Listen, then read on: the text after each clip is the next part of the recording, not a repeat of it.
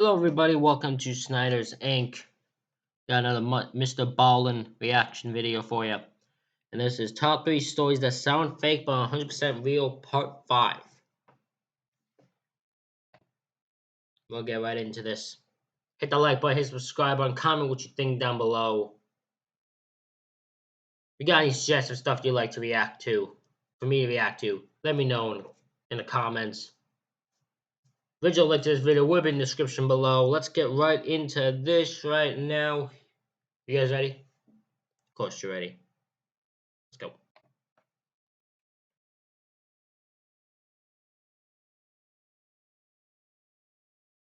That if there wasn't footage, nobody would believe it happened. Luckily, I've included the footage. But before we get into today's stories, if you're a fan of the strange, dark, and mysterious delivered in story format, today's top story is so wildly improbable that if there wasn't footage, nobody would believe it happened.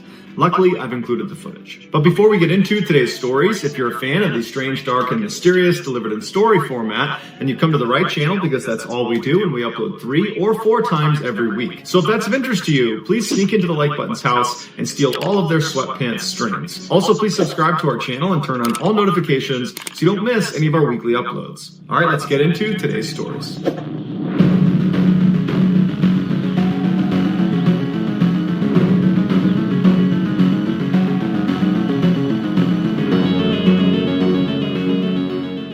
In 1974, Jean-Claude Romand enrolled in medical school in Lyon, France. He was a model student who excelled despite the notoriously brutal course load. In 1980, he married his girlfriend, and shortly after that, they had 2 kids, a boy and a girl. In 1983, he officially became a doctor and landed a great job as a researcher at the World Health Organization in Geneva.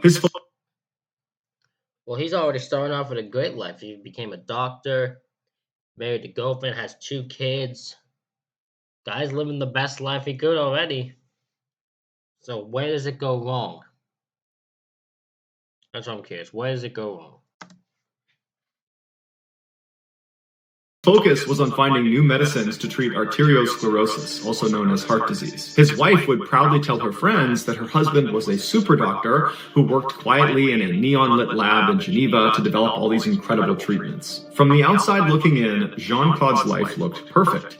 But looks can be deceiving. In the early morning hours of Monday, January 11th, 1993, Jean-Claude's best friend, Luc, received a call informing him there had been a terrible accident. In the night, a boiler had caught fire inside of Jean-Claude's house, killing his wife and his children. Jean-Claude had barely escaped alive, but when he got to the hospital, he had slipped into a coma. The 2 men had been friends for nearly 20 years. They were both doctors, they both got married at almost the exact same time, their kids had grown up together, and now Jean-Claude's family had been completely destroyed. Later that day, when Luc arrived at the hospital to see his friend, he was met with 2 policemen standing outside of his room, barring anyone from going inside. And when they realized Luc was his best friend, the policeman said, "Hey, can we actually pull you aside and talk to you about Jean-Claude?" And so Luc was confused, but he walked over and sat at a table with the 2 officers, and they proceeded to tell him that the fire that had killed Jean-Claude's family had not been an accident, and Jean-Claude was not a doctor. Jean-Claude...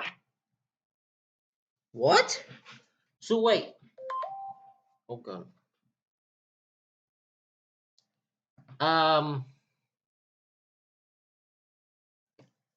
Wait, what?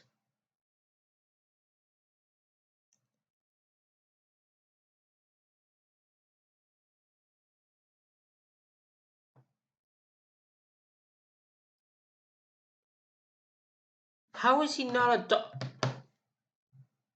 I'm so confused. I gotta listen to more. Had enrolled in medical school in Lyon back in the 1970s, but he failed to show up for his first-year exam. And without passing that exam, you can't advance in medical school. And so the school allowed him to retake the year. And so Jean-Claude did that for 12 consecutive years. All the while, he told his friends and family that he was following normal medical studies. And eventually he told them he had become a doctor. Wait, where the fuck does his stupid ass not go to his test? Just go to the exam. If you've done so well in school, then you'll get the fucking pass and you'll be able to move on. Why are you being so stupid and just doing the same first year over and over and over again for 12 years, you idiot? Oh, what a stupid asshole. What is people...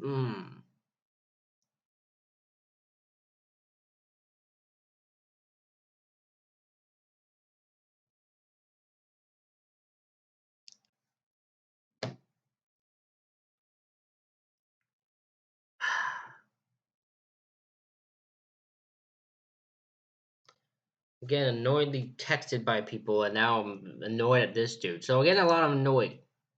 Because now I'm also believing he started this fire. Which means he killed his wife and children. Which makes me very upset. Because children, I get so mad, so furious, even if it might not seem like it. I get so mad and so furious when children become victims because someone else's lie starts to be unraveled. Like, why take their lives away because your life's about to fall apart? That's on you, not on them. They're innocent victim. They should not be taken out on this. And ugh. Instead of going to Geneva to discover new medicines for heart disease, Jean-Claude would drive around the border area between France and Switzerland and periodically go to the World Health Organization's Public Information Center and would just walk around the lobby and read pamphlets before going home again. When Jean-Claude went on overseas business trips, he would actually just leave his house, hop on the highway, and stop at a motel, stay there for a couple of days, and then return with gifts. He lived off money from the sale of his student apartment in Lyon that his parents had bought for him. When the money ran out, he asked his friends and family to give him their life savings so he could invest them into these schemes that he knew about because he was a UN employee. And because he's this very successful, reputable doctor, people agreed and gave him their money. But by late 1992, some of his victims were asking for their money, and he didn't have it. And so some of these people began doing some research on Jean-Claude, and they found his name was not listed on the World Health Organization's staff list. By January of 1993, Jean-Claude knew it was only a matter of time before he was exposed. And to this point, he has been living this lie for almost 20 years. His wife, his kids, his friends, his parents, everybody, he has told that he's the successful doctor, and that's all about to come crashing down. And the way he handles it is he drives to his parents' house and he kills his parents and their dog, and then drives back to his house and... Why do you kill... What? Hold on. Why do you kill your parents for? They're not doing it. You're the one lying to these people. Why are you taking out these innocent people because of your stupid ass lies? Why are you taking that? They don't deserve that.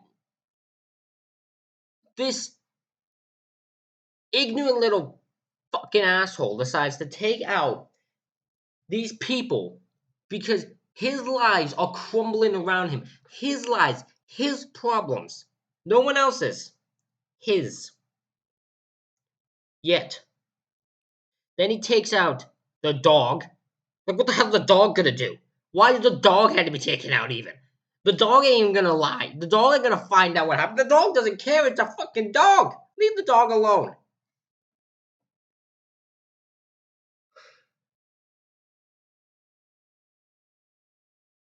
Ridiculous. And kills his family, takes sleeping pills, and then lights the house on fire. But firefighters were able to get to him and pull him out before he could take his own life. And so after he regained his strength, he was taken into custody and he made a confession. He was convicted of murder in 1996 and given a life sentence. But in 2015, he became eligible for parole, and in 2019, he was released. What? Who released this stupid fucker? Who released him? Who released him? They all deserve to perish. This man killed 5 people. And a dog. The man should never have been allowed to release. The fact he was released. France or Switzerland justice systems are fucked.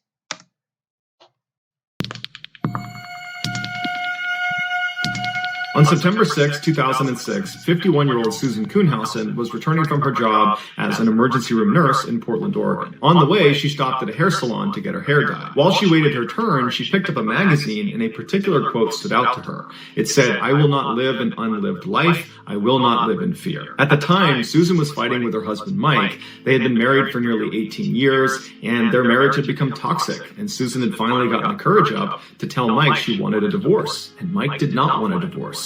And so they had these bitter, awful fights, and Susan was just looking for things to latch onto, and this type of quote gave her motivation to follow through with this very difficult decision. About an hour later, with her hair now a slightly different color brown, she hopped back in her car and drove the last couple of miles home to her quiet little neighborhood. She pulled into the driveway of her one-story Cape Cod home with their gray picket fence around it. She went in the back door into their mudroom, and right away she saw a note next to the microwave that her husband had left, because at this time they were still living together. And the note just said, "Sue, I've had trouble sleeping. I've gone to the beach. I'll see you in a couple of days." She put the note down and then unlocked the door that led into the house, which was into the kitchen. And as soon as the door opened up, she heard the beeping sound of their security alarm. And then she walked all the way through the house to the front door. She unlocked it, went outside, and then checked their mail, and then went back inside the house. After she got back inside and had shut and locked the front door behind her, she kicked off her shoes and then began walking across the house towards the kitchen. She got about halfway there when she looked over to her left, and she noticed the first floor bedroom that they used as a guest room was really dark. And every morning before she left for work, she would open all the curtains around the house. And so in the evening, the sun would come into the house, and it would be nice and bright. And so she's thinking to herself, did I forget to open the curtains in that room? Because it shouldn't be that dark. And as she's staring at the room, a man she didn't recognize walked out from behind the bedroom door and started walking towards her. He was medium height, medium build. He had a So my guess by what I've heard, is that this is either her husband, who plans on killing her, so she can... Jesus Christ, I'm getting text message bombarded, I'm sorry. I'm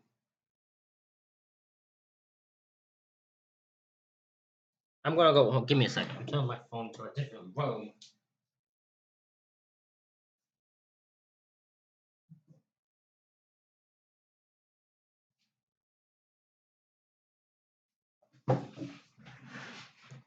I apologize for that. I had to move my phone to a different room. I keep getting texted by people, and I'm tired of being texted. But I'm going to assume this is either her husband, who is planning to kill her because he doesn't want to get divorced, which is not first time we've heard this story in like that type of story in true crime life, or it's a random intruder who's just entered the house to take her out. That just happens to be taking her out. My guess is even if it's the second one connected to the first one. Like the husband probably sent the random intruder in there to get her. Hat pulled down over his eyes, he had yellow rubber gloves on, and he was holding a hammer. And he began walking right towards her. For many people, the sight of a stranger inside of your home carrying a hammer would be enough to prompt you to turn around and run out of your house. But not Sue. She had been an emergency room nurse for the past 30 years. And in that time, she had done things like crack open people's ribs to massage their hearts. She had administered IVs and thrashing patients that were suffering from withdrawals. And she and the other nurses she worked with trained regularly in self-defense, because you just never knew what was going to happen in the ER. You needed to be ready to slip chokeholds and defend yourself. And so here Sue was, staring down this intruder in her house with 30 years of preparation for this moment. And so Sue ran at this guy faster than he was coming at her, and it caught him off guard. She figured if she could just get up close to him, the power of the hammer strikes would be less. And so she rams into him, and she's about 5'5" and significantly outweighed him. He's about 5'9", maybe 200 pounds. And so she rams him into the wall. He hits her in the head once with the hammer, but it wasn't enough to subdue her or even knock her down. She barely felt it. And so she's holding on to him, and she's screaming at him, "Who are you? What do you want?" Because there was a part of her that thought, this is a burglary, I'll just give you what you want. But the guy didn't say anything. And so Susan grabbed him and pushed even harder against the wall, and the man would say 2 words. It was the only 2 words he said the entire time. And it was, "You're strong." And Susan, when she heard that, it was like an adrenaline rush. She knew this guy was not trying to rob her. He was just trying to kill her. and she thought, no, I'm going to live. And she managed to wrestle the hammer away from him while pinning him against the wall, and then smashed him in the head 3 times with this hammer before he managed to get it back. But when he reached for the hammer, she grabbed his throat and began choking the life out of him. The man immediately went for his throat to get her hand off of him, so he was not trying to attack her. And Susan realized that she had him on the defensive, and she grabbed tighter and tighter around his throat. Good on Susan. This is like, no, I'm fine, bitch. I always said it. I'm gonna die. I'm gonna fight for my life if I can while I'm dying. But Susan had that thought. She's like, nah, man. If it's life or death, I'm gonna fight to live. Like, I ain't dying yet. No. So, right on, Susan. Throat, she moved her other hand up and really started crushing his windpipe. And then she screamed at him, "I'll call an ambulance if you tell me who sent you." And the man looked at her and just grunted at her. And so she continued to squeeze harder and harder until his face turned purple and his eyes rolled back. And she knew, as an emergency room nurse, if she continued, she would kill him. And she wasn't really prepared to do that. And so she threw him to the ground. She turned and began to run towards the front door. But this guy jumped up and leapt after her, grabbed her by the ankle, and tripped her to the ground. When she landed, she rolled over onto her back, and right on top of her is this guy wielding the hammer. He's about to bring it down on her. And so she instinctively just shot up. She sat up as fast as she could, and she bit down as hard as she could on the inner part of his upper leg. She bit so hard she tore through the fabric. And the guy screamed out in pain. He couldn't even hit her with the hammer. He began staggering back, at which point she released the bite, got up onto a knee, and then bit him again on the side of his rib cage as hard as she could, once again tearing through the fabric. And so now this guy is howling at the top of his lungs, at which point Sue grabs him and throws him to the ground, but she falls with him, and she lands directly behind his back. And he's still trying to grab her, and he's got the hammer, and he's trying to hit her, and so she reaches out and puts her arm over his throat and puts him in a wicked chokehold, one that he was not getting out of. And so the guy is trying to fight and get his neck out of the chokehold, but Susan decided that this guy, he's not going to talk, he's not going to tell me what he wants, he's here to kill me, so I'm going to kill him first. And she proceeded to choke him to death. And once he stopped moving... Susan, you deserve a hell of a gold medal, an opportunity. The world should praise you for this. I wish there was a video of this happening. This is insanity. This person, she has a life decision. She has this man in a chokehold that she did not plan to release, and she locked it as hard as she could to the point that it killed him, because she knew he's trying to kill me. One of us are dying here, and it's not going to be me.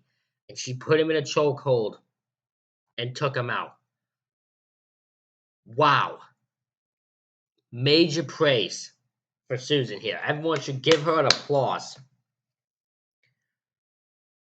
Hell of a fighter. I love it.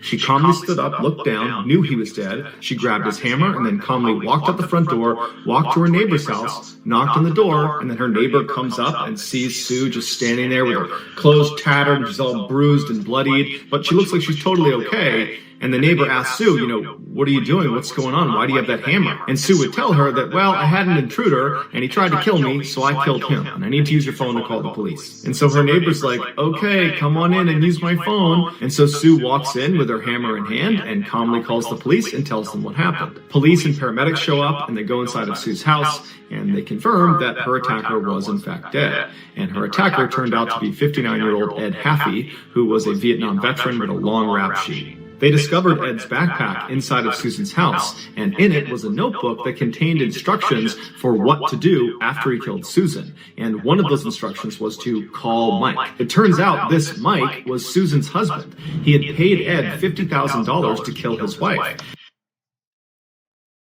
The two were connected. It wasn't Mike killing her, but it was Mike hiring the intruder, aka this guy, to do it. $50,000 he paid him to kill his wife.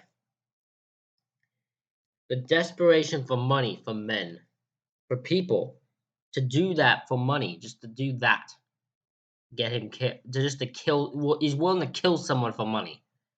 Like, it's absolutely insane. I can't believe that's actually a thing. Like, that's insane. And Mike, earlier in the day, had gone to the house and allowed Ed in and told him where to go and where to wait, and then on his way out, he had written that note saying, "I'll see you in a couple of days." When police brought Mike in, he initially denied all charges and said he had nothing to do with this, but he would eventually confess and then would be sentenced to 7 years in prison for soliciting to murder his wife. Although Mike never gave his exact motivations for why he actually did this, he would have been ruined financially during this divorce, but if Susan were to die, he would inherit the house. Immediately after his sentencing, Susan sued Mike for $1 million, claiming she wanted to make sure he didn't have any more money so that he couldn't go hire another hitman to finish the job. Susan didn't have to worry for very long, though, because Mike would die shortly thereafter in prison. As for Susan, she never faced any criminal charges, and in fact was hailed as a hero in the wake of the attack. Of course she should. Of course. She shouldn't be a thing. She didn't do anything. She saved the person she saved her own life by choking an intruder who broke into a house. Of course she should be praised. And then yeah, that makes perfect sense. And then of course she's a hero. She fucking the way she know, because most people don't fight like that. That was fight to the death, and I'm glad like she fought, and I love it. Hail Susan. Put that in the comments. Hail Susan. The Sky King. Oh my god. Richard Russell, better known as Bebo by his friends and family, was born in 1989 in Key West, Florida, but at the age of 7, he moved to Wasilla, Alaska. He was a standout athlete at Wasilla High School, competing in football and in track and field. After graduating in 2008, he moved to Coos Bay, Oregon, where he briefly attended a community college. While he was there, he met a woman named Hannah Strassner, and in 2011, they got married. And shortly after that, they opened a bakery that they would run together for 3 years. Hannah, who had gone to culinary school, was very detail-oriented and ran the show at the bakery. Bebo, on the other hand, was not professionally trained and was much more laid back and interested in experimenting with new and wild recipes. In 2015, with heavy hearts, they decided to sell the bakery so they could move to Seattle and be closer to Hannah's family. Once they arrived there, Bebo got a job at the SeaTac airport as a ground service agent for Horizon's airline. It was not a job he necessarily wanted, but they needed the cash. After working at Horizon's Air for 4 years as a ramper, someone that moves the luggage in and out of the aircraft, Bebo was given some additional responsibility. They asked him to be on a 2-person tow team. A tow team is in charge of moving airplanes around in between their flights. And so the way this works is one person goes down and drives the actual tow vehicle and hooks that up to the airplane and begins moving it around, and the other person would go up into the cockpit, turn the plane on, and then work a couple of very basic systems to help get the plane to go where it needs to go. The members of a tow team are one of the very few number of people that are allowed to go into the cockpit of an aircraft by themselves. And so Bebo really relished this opportunity, and when he was up there, he found himself fascinated with all the controls, and any chance he got, he would ask a pilot, if they were inside of the aircraft, to teach him what some of these controls were. But one time, Bebo was flipping some of the switches in the cockpit that he was not supposed to touch, that other pilots had told him about, and the pilot of this particular plane caught him doing it, took exception to it, and reported him. But surprisingly, there were no repercussions. It was just really embarrassing for Bebo. Like many of the other ground service agents working at Horizon Airlines, Bebo was generally unhappy with his job. He felt like it was boring, that there wasn't much upward mobility, and that he was criminally underpaid. But there was one redeeming quality of his job, and that was, in virtue of working for an airline, he got all sorts of free airfare. And so not only did he get to fly for free all over the world, he got to fly basically anytime he wanted up to Alaska to visit his hometown and see his family, something that was very important to him. The people that knew Bebo said he had a great sense of humor, he was extremely friendly, and you could always catch him with his head buried in a book. And his coworkers would say he had aspirations to be an officer in the military. And when all those people that knew Bebo the best were asked, why do you think he did what he did on August 10th, 2018, none of them have an answer. On that fateful day, at 1:35 p.m. local time, a passenger airplane owned by Horizon Airlines flew into SeaTac Airport, where Bebo worked. And so this plane was not scheduled to fly for the rest of the day, so it was taxied to the far north section of the airport to a parking spot called Cargo 1. At 7:15 p.m. that evening, Bebo arrived at Cargo 1, and he climbed inside the empty aircraft and made his way into the cockpit. He followed the startup procedure until the plane was on and the propellers were starting to turn. car. He hopped out of the plane, got in his tow vehicle, and used it to turn the plane around so its nose was pointed towards the airfield. He moved the tow vehicle out of the way, and then climbed back inside the aircraft, shut it behind him, and got in the cockpit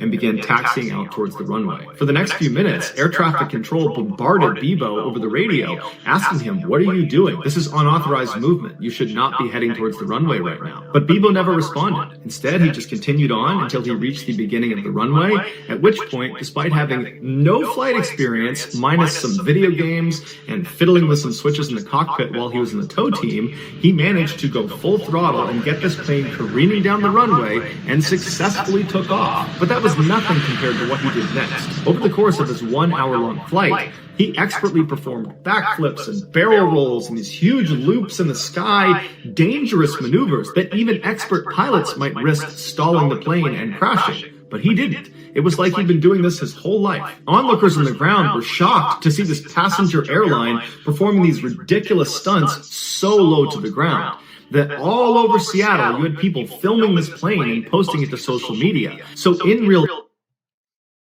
What is this kid doing? What is Bibo doing? This man's causing chaos and he's doing these ridiculous stunts on a plane he ain't supposed to be running. What is this guy doing? This is insanity. I mean, the man has a hell of a job as stunt performer. If he ever succeeds, if this ends well, he's got a hell of a job as a stunt performer. I don't know why he's doing what he's doing though. This is insane. Especially the fact he has no flight experience. The fact he's doing that is insanity.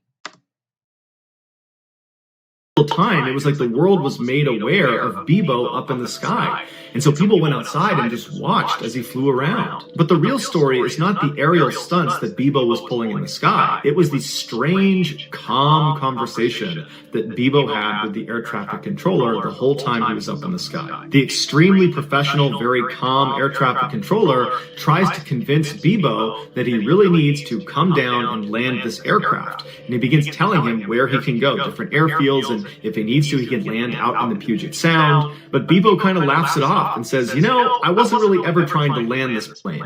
I just wanted to do a couple maneuvers before I put it down." And so as Bibo soared through the sky, this controller tries in vain to convince Bibo to stop what he's doing. And Bibo's just completely ignoring him and cracking jokes with him and telling him how he just loves the scenery up there and how beautiful it is. And then at one point, Bibo becomes remorseful and he says to the controller that he really hopes he hasn't ruined his day and he feels really bad for the people that he's inevitably going to hurt. And then in Bibo's most poignant moment, he tells the controller that he's just a broken guy and he's got a couple of screws loose and he didn't know it until now. Towards the end of the flight, Bibo tells the controller that he's going to try for one more barrel roll, and if it goes well, he's going to go nose down and call it a night. The controller tries to convince him that it's still possible to try to land, but at this point, Bibo's not listening. At 8:45 p.m., the nose of the plane was seen pointed straight down at the earth. 1 minute later, at 8:46 p.m., Bibo intentionally crashed into a small island off the coast of Seattle. He was the only fatality in the crash. Here is a condensed version of some of the commentary.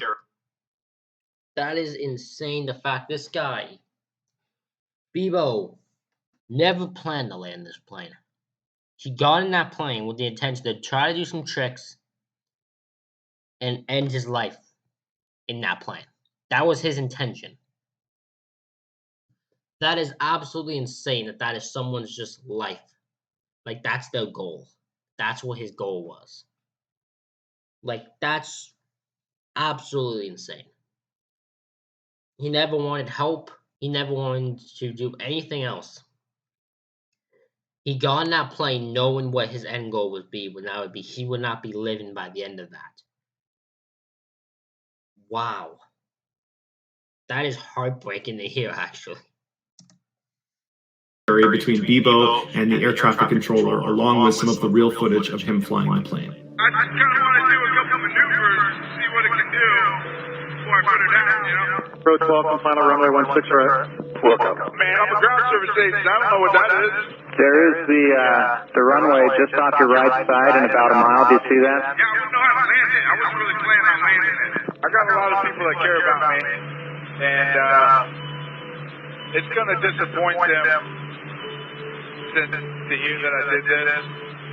I would like to apologize to each and every one of them. Just a broken guy. Got a few screws loose, I guess. Never really knew it until now. I think we're trying to do a barrel roll. And if that goes good, now I'm just going to nose down and call it a night.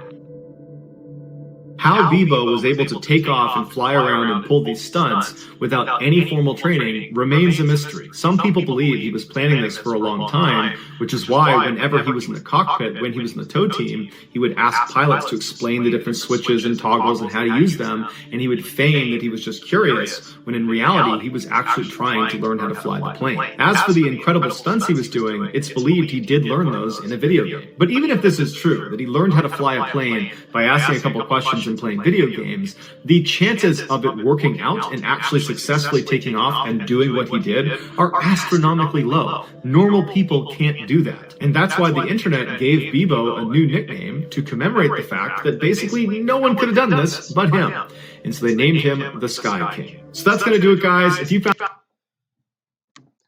I appreciate the fact they gave him a nickname. Don't know why, I just do. Appreciate the fact they gave that boy a nickname for the insane act he just, insane stunts he performed when he should not be able to. I respect that. They thought this man's a nutcase deserves a reward for it. Ladies and gentlemen, I hope you all enjoyed this reaction video. Thank you all for watching. Hit the like button, hit the subscribe button. The link to the original video will be in the description below. Thank you all for watching. I'll see you all for the next one.